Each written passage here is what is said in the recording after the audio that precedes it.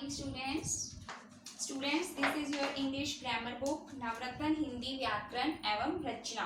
Students, today we will do chapter number 3 of this book, that is शब्द और वाक्य। Before reading शब्द और वाक्य we will know about वर्णमाला। वर्णमाला क्या होती है बच्चों?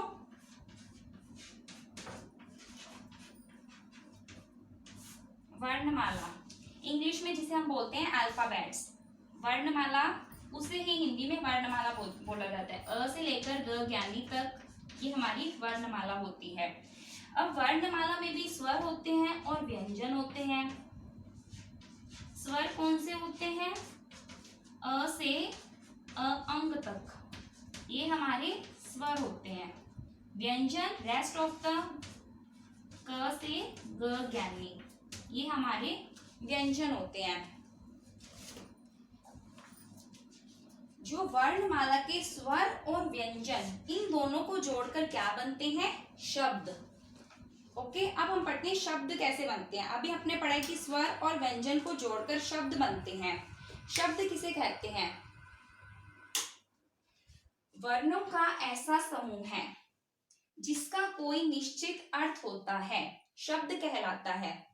ठीक है, जिसका एक मीनिंगफुल मीनिंग होता है वही शब्द कहलाता है। जैसे कमल, घर। फॉर एग्जाम्पल देखिए, क कैसे बन, क अ म अ ल अ, कमल। घर, घ अ र अ, क्या बन गया? घर। ऐसे देखिए हमने पढ़ा है कमल और घर, ये कैसे बना है? स्वर और व्यंजन के मिलन से बना है। देखिए क क्या है हमारा? व्यंजन। क म ल, तो पीछे क्या साउंड आ रही है? अ की, ये हमारा स्वर है। इसी प्रकार से म अ, दैट इज व्यंजन और यह है स्वर। ल अ, ल इज व्यंजन, अ इज स्वर, तो हमारा एक शब्द बन गया कमल, जिसका एक मीनिंग भी है कमल। ठीक है, इसी प्रकार से घर, घ दैट इज व्यंजन, अ दैट इज हमारा स्वर, र दैट इज व्यंजन, अ दैट इज स्वर, तो क्या बन गया? घर। तो ये एक मीनिंगफुल वर्ड है घर। वी विल डू शब्दों का वर्गीकरण। बेटा शब्दों का वर्गीकरण टू टाइप्स में किया गया है, प्रयोग के आधार पर and second one is earth के आधार पर। प्रयोग के आधार पर शब्दों का वर्गीकरण के दो भेद होते हैं। प्रयोग के आधार पे भी इसके बेटा 2 भाग होते हैं, क ख। फर्स्ट वन इज विकारी शब्द, सेकंड वन इज अविकारी शब्द।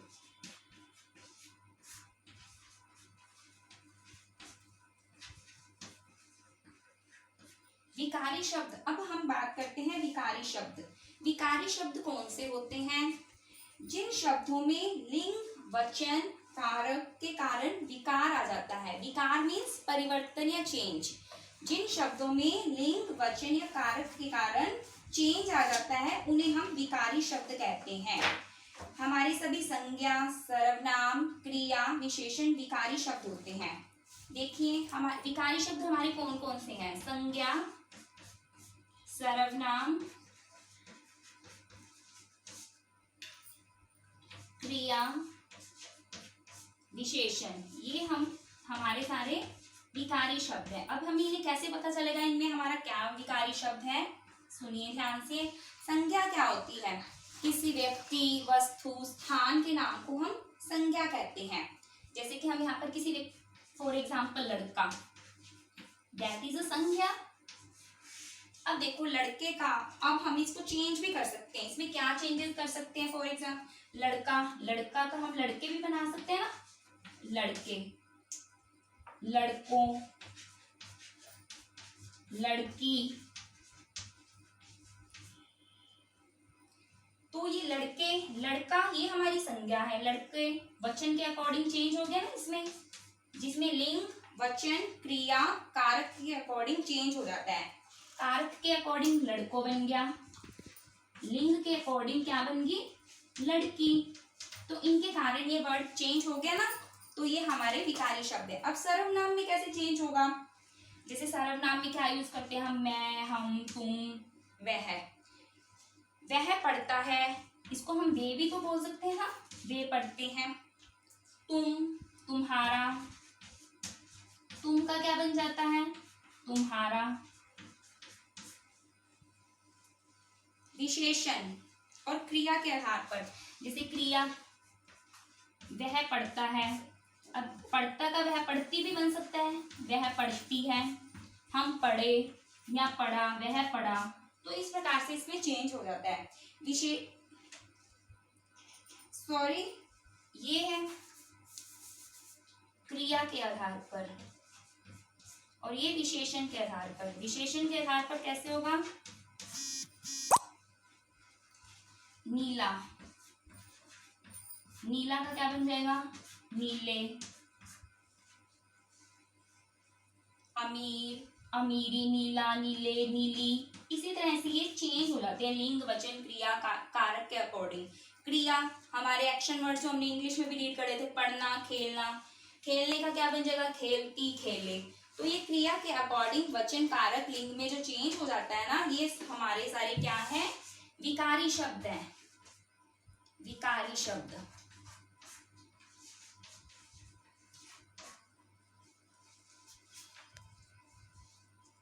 फिर डू अविकारी शब्द।